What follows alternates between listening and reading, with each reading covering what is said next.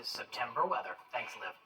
It's an epidemic in this country, the abuse of opioids, the overdoses that have resulted in so many deaths. And on this International Overdose Awareness Day, events were held all across the tri-state area to bring some hope and help to families. This one in Passaic, New Jersey, was called Together We Can, and it shows the community's commitment to combating addiction and its devastating effects.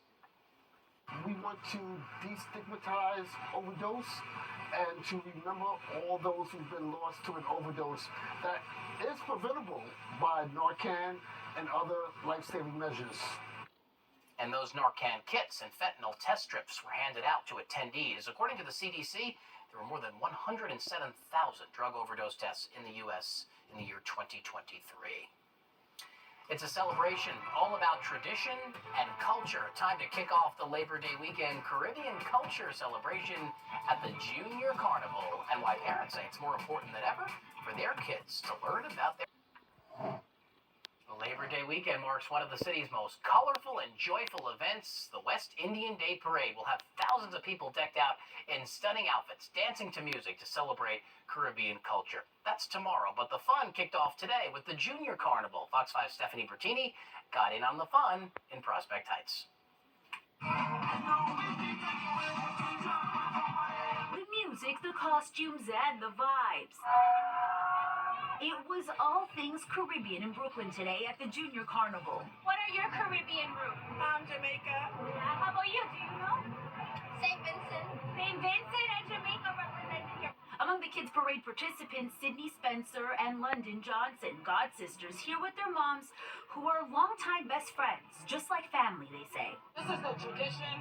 It is something that you look forward to as a family. We bond together over it, and over the years, it's definitely something that will continue. For many of these families, this is all about tradition and culture. This mom says it's especially important for her kids and other kids to be part of something like this. So they know where they come from, so they know that everybody's together, everybody's one. In a time like this, in a world like this, everybody can come together and love each other. Are you having fun? Yeah! Give me a high five. Yay! Mom, why was it important for you to bring the kids to Carnival? Because this is our culture. This is how we represent. We come out, we show love to everybody. With the DJs and MCs bringing in the soca and dancehall, this Junior Carnival is just part of a series of events leading up to Labor Day, when the annual West Indian American Day Parade unfolds in Brooklyn. Of course, many of those here plan to also attend on Monday, making this the perfect kind of long weekend for everyone. I feel like we're all together, and even though we come from different places, when we come to Carnival, we're all united. We've been doing Carnival for decades, and it's a wonder to be able to bring our children into the culture. Stephanie Bertini, Fox 5 News. West Nile virus claiming more victims this time in New Jersey. What you need to know to protect yourself at the virus spread by mosquitoes. And being a good neighbor, well, to take it to the next level, we introduce you to the landscaper going the extra mile to help an elderly couple. In Fox 5 Health News now, 2 people have died in New Jersey from the West Nile virus. This brings the U.S. death toll from the mosquito-borne disease up to 5. The Garden State also dealing with its first human case of the triple E virus, which is also spread by mosquitoes. The state is urging people to take precautions, use bug spray, wear protective clothing, and avoid the outdoors during peak mosquito hours. And now to a story you'll only see on Fox 5. An elderly couple struggling to maintain their property, getting some much-needed and unexpected help. A landscaper in Westchester County took it upon himself to get the job done. He's not your average Joe. Far from it, in fact. It's just something I was always taught, and something I always did. Meet Joe Alfredo, a third-generation landscaper who lives in this small town of West Harrison.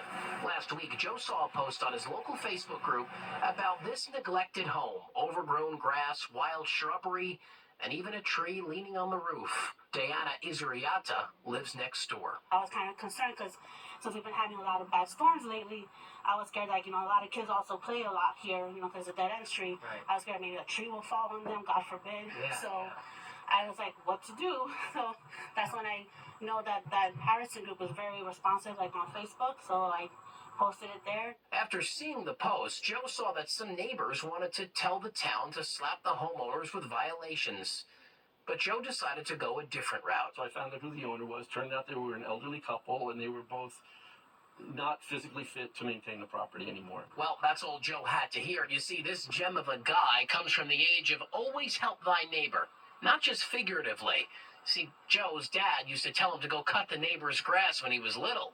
So now with his own son, he went to go help this husband and wife who couldn't do it themselves anymore.